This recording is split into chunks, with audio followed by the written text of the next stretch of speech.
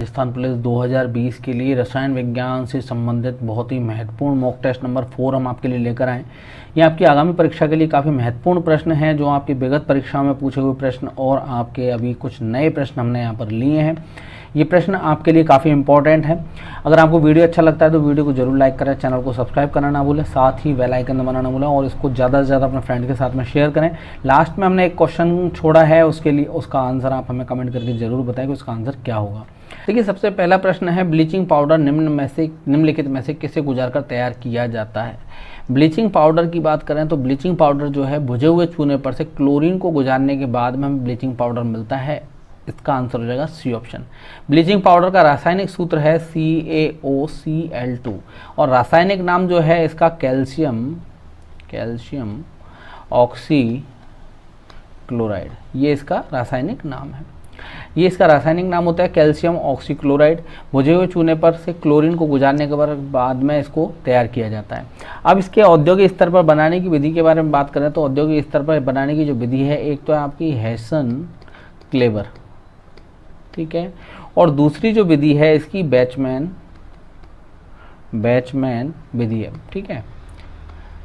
ये दो विधियां हैं, इसकी बैचमैन विधि और एक हेसन क्लेवर। इन विधियों के द्वारा इसको बनाया जाता है।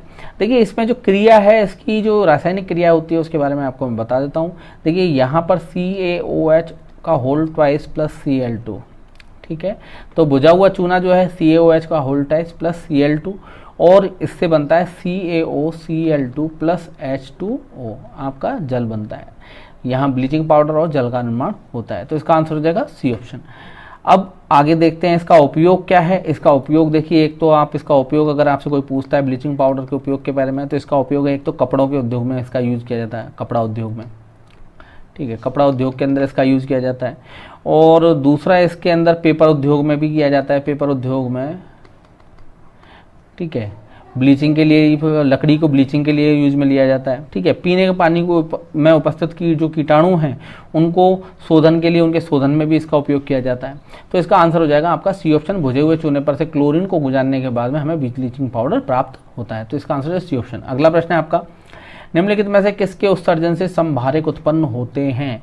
देखिए, संभारिक जो उत्पन्न किए जाते हैं वो किए जाते हैं आपके बीटा किरण से, तो इसका आंसर हो जाएगा बी ऑप्शन। बीटा किरण के उत्सर्जन के बाद में संभारिक उत्पन्न होता है। संभारिक का मतलब क्या होता है? देखिए, संभारिक वो होते हैं जहां पर वे दो तत्व जिनके क्रमांक, परमाणु क्रमांक तो अलग अलग है, परमाणु क्रमांक तो क्या है, अलग अलग है, परमाणु क्रमांक अलग अलग, लेकिन उनका जो द्रव्यमान है, ठीक है, जो उनका द्रव्यमान संख्या जो है वो क्या है, समान हो, तो वो क्या कहलाते हैं, संभारिक कहलाते हैं, ठीक है। तो परमाणु क्रमांक अलग अलग हो लेकिन उनके द्रव्यमान संख्या क्या हो, समान हो, तो संभारिक होते हैं, ठीक है। एग्जाम्पल के तौर पे मैं आपको इसका थोड़ा सा एग्जाम्पल भी बता देता हूँ।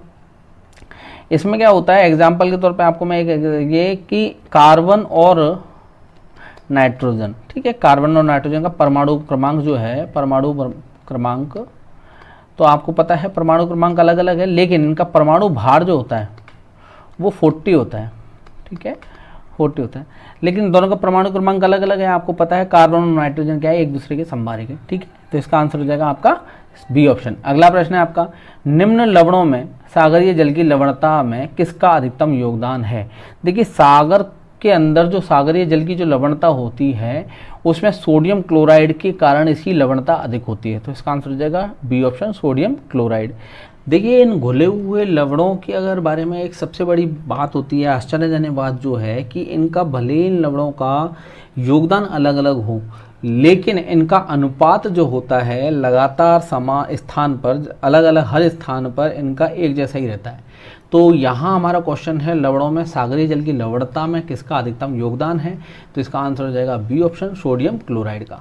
अगला प्रश्न देखते हैं। अगला प्रश्न है, निम्न में से कौन सा पदार्थ नाव के रिएक्टर में मंदक का काम करता है। देखिए, मंदक के बारे में अगर बात करें तो मंदक वे पदार्थ होते हैं जिनका उपयोग तेज गतिशील न्यूट्रॉनों की गति को कम करने के लिए किया जाता है। जो तेज गतिशील न्यूट्रॉन होते हैं उनकी न्यूट्रॉनों की गति को कम करने के लिए इसका उपयोग किया जाता है। उन्हें क्या कहते हैं, हम मंदक कहते हैं। जैसे ग्रेफाइट होता है, कैडमियम की छड़ें होती हैं, तब आपका होता है, एक होता है भारी जल होता है। तो यहाँ हमारा क्वेश्चन है नाभिकीय रिएक्टर मंदक का काम कौन करता है। ऑप्शन दे रखे हैं हाइड्रोजन पेरोक्साइड, ओजोन, भारी जल और भारी हाइड्रोजन। देखिए भारी जल जो है ये आपका मंदक के रूप में काम में आता है, तो इसका आंसर आ जाएगा सी ऑप्शन। भारी जल का जो सूत्र है रासायनिक सूत्र D2O है। ये जो D2 है ये ड्यूटेरियम है और यहाँ ये ड्यूटेरियम के बारे में बात करें तो ये समस्थानिक है। समस्थानिक होता है किसका, हाइड्रोजन का। हाइड्रोजन का क्या होता है, समस्थानिक होता है, तो इसका आंसर हो जाएगा सी ऑप्शन। अगला प्रश्न है आपका, निम्नलिखित में से कौन सा ईंधन न्यूनतम पर्यावरण प्रदूषण उत्पन्न करता है। देखिए न्यूनतम पर्यावरण प्रदूषण उत्पन्न करने वाली बात हो रही है यहाँ पर। ऑप्शन दे रखे हैं डीजल, केरोसिन, हाइड्रोजन, कोयला। तो हाइड्रोजन जो है न्यूनतम पर्यावरण प्रदूषण उत्पन्न करता है, तो इसका आंसर हो जाएगा सी ऑप्शन। देखिए हाइड्रोजन के जो दहन के पश्चात जो गौण उत्पाद जो बनते हैं उसमें जल बनता है एक तो, और एक आपकी भारी मात्रा में ऊष्मा उत्पन्न होती है, काफ़ी ऊष्मा उत्पन्न होती है और जिसका पुनर्चक्रण किया जाता है, ठीक है, किया जा सकता है, तो इसका आंसर हो जाएगा आपका सी ऑप्शन। अगला प्रश्न है आपका, निम्नलिखित में से किस में ऋणात्मक आवेश होता है। ऋणात्मक आवेश के बारे में बात हो रही है यहाँ पर। देखिए जो ऋणात्मक आवेश जो होता है वो होता है आपका बीटा किरण के अंदर, तो इसका आंसर हो जाएगा ए ऑप्शन। ऑप्शन दे रखे हैं बीटा, एक्स किरण, गामा किरण, अल्फा किरण। तो बीटा किरणें जो होती हैं इनमें क्या होता है, ऋणात्मक आवेश होता है, तो इसका आंसर हो जाएगा ए ऑप्शन। अगला प्रश्न है, किसी तत्व के परमाणु में 2 प्रोटॉन, 2 न्यूट्रॉन, 2 इलेक्ट्रॉन हो तो उस तत्व की द्रव्यमान संख्या कितनी होगी। द्रव्यमान संख्या के बारे में बात करें तो द्रव्यमान संख्या जो है ये नाभिक में स्थित प्रोटॉन और न्यूट्रॉन की संख्याओं का योग होता है, ठीक है, न्यूट्रॉनों की संख्या का योग होता है, तो इसका आंसर हो जाएगा आपका ये। यहाँ न्यूट्रॉन की संख्या का योग होता है, तो यहाँ देखिए प्रोटॉन की संख्या कितनी है 2, न्यूट्रॉन की संख्या कितनी है 2, तो इनका योग कितना हो गया 4, तो इसका द्रव्यमान संख्या कितनी हो जाएगी 4, तो इसका आंसर हो जाएगा सी ऑप्शन।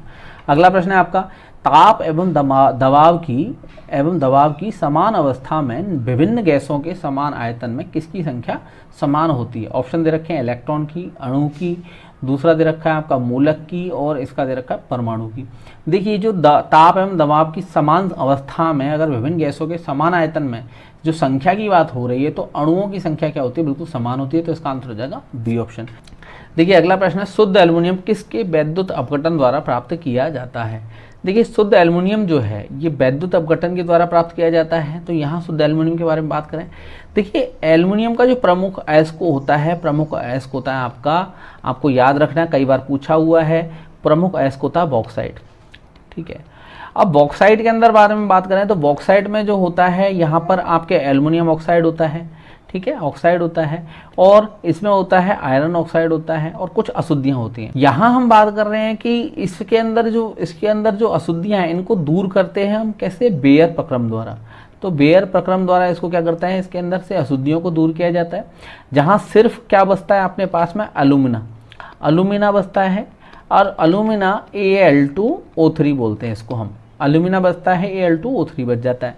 अब इसका क्या करते हैं हम, विद्युत अपघटन करते हैं। अलुमिना का क्या करते हैं, विद्युत अपघटन करते हैं, और विद्युत अपघटन के बाद में हमें शुद्ध एल्युमिनियम की प्राप्ति होती है। तो यहाँ हम कह सकते हैं एल्युमिना के विद्युत अपघटन के द्वारा हम क्या करते हैं, शुद्ध एल्युमिनियम की प्राप्ति करते हैं, तो इसका आंसर हो जाएगा डी ऑप्शन, एल्युमिना।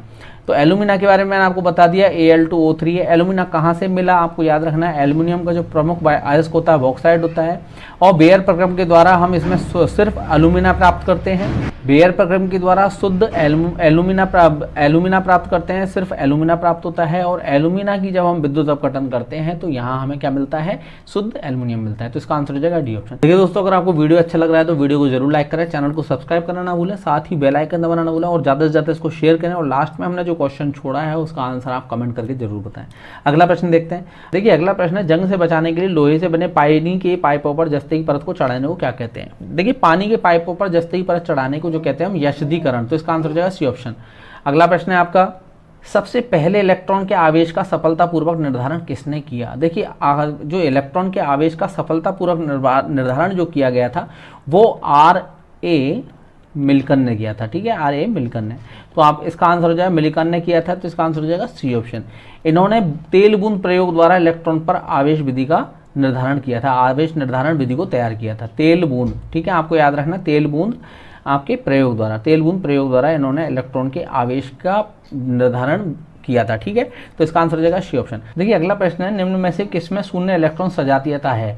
देखिए शून्य इलेक्ट्रॉन सजातीय ऑप्शन दे रखे हैं, नाइट्रोजन, ऑक्सीजन, फ्लोरीन और नियोन।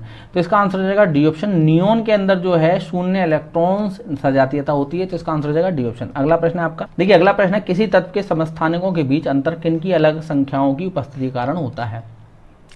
देखिए न्यूट्रॉन की अलग संख्या होने की वजह से इनकी समस्थानिकों के बीच अंतर आता है, तो इसका आंसर हो जाएगा डी ऑप्शन। अगला प्रश्न है आपका, निम्नलिखित में से कौन सा यौगिक लुईस अम्ल नहीं है। लुईस अम्ल नहीं है, इसके बारे में बात हो रही है। लुईस अम्ल के बारे में बात करें तो देखिए वह यौगिक जिस एकाकी इलेक्ट्रॉन युग्म तो ग्रहण करते हैं और उपसहसंयोजक बंध बनाते हैं, इलेक्ट्रॉन युग्म ग्राही को ही हम क्या कहते हैं, आपके लुईस अम्ल कहते हैं। तो हमारा प्रश्न है लुईस अम्ल, ऑप्शन दे रखा है NH3, AlCl3, FeCl3 और आपका BF3। ठीक है, देखिए इसका आंसर हो जाएगा ए ऑप्शन NH3। देखिए NH3 जो है ये एक लुईस अम्ल नहीं होगा, तो इसका आंसर हो जाएगा ए ऑप्शन। अगला प्रश्न है आपका, निम्नलिखित रासायनिक तत्वों में से किस एक तत्व की अपने सभी यौगिकों में ऑक्सीकरण अवस्था समान होती है। देखिए ऑक्सीकरण अवस्था के बारे में बात हो रही है, ऑप्शन दे रखे हैं हाइड्रोजन, ऑक्सीजन, कार्बन और फ्लोरीन। तो जो फ्लोरीन जो है इसकी जो यौगिक है इसकी ऑक्सीकरण अवस्था क्या होती है, अपने सभी यौगिकों में समान होती है इस तत्व की। ठीक है, तो इसका आंसर हो जाएगा डी ऑप्शन। अगला प्रश्न जो है हमने आपके लिए छोड़ा है, इसका आंसर आपको बताना है, रेडियो सक्रियता की परिघटना की खोज किसने की। इसका आंसर क्या होगा आप हमें कमेंट करके जरूर बताएं। ऑप्शन दे रखे हैं पियरे क्यूरी, ऑप्शन दे रखा B Marie Curie, C option दे रखा जे थॉमसन, डी ऑप्शन दे रखा हेनरी बैक्वेरेल। तो ये इसका आंसर आपको बताना है कि इसका आंसर क्या होगा, कमेंट करके जरूर बताएं। तो धन्यवाद दोस्तों, अगर आपको वीडियो अच्छा लगा